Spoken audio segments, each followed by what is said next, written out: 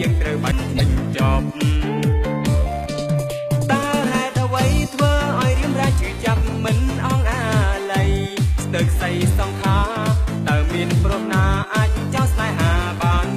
ឬស្រងកល្យានប្រត់គ្មានបញ្ហាពៀងស្រឡាញ់ពីមុនយើងជាអតីតនឹងគ្នាមែនទេចង់ចិត្តមាសមេស្នេហ៍នេះចាំអូនមិនបដូរចិត្តឡើយអូនដឹងទេបងស្រឡាញ់អូន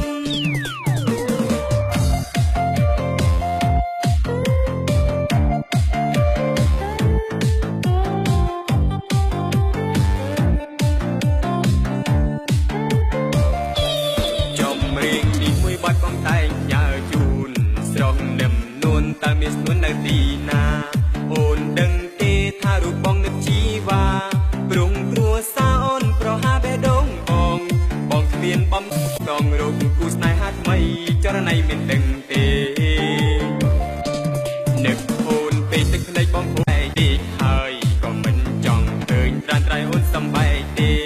តើហេតុអ្វីបានជាយើងអស់ស្នេហាព្រំគ្រួសារអូនប្រហាបេះដូងបងមិនយកថាអូនក្បត់បងនៅក្នុងពេលនេះស្នេហ៍យើងត្រូវបាច់ចប់តើហេតុអ្វីធ្វើឲ្យរៀងរាជឿចាប់មិនអងអាឡ័យស្ទើរស្អីសង្ខា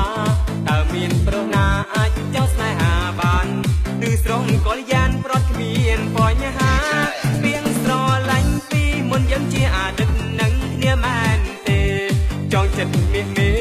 ស្នេហ៍នេះចាំអូនមិនបដូរចិត្តឡើយអូនដឹងទេបងស្រឡាញ់អូនតើហេតុអ្វីធ្វើឲ្យរៀមរាជឿចាប់មិនអងអាឡ័យទឹកស្អីសង្ខាតើមានប្រុសណាអាចចោលស្នេហាបានឬស្រងកល្យានប្រត់គ្មានបញ្ហា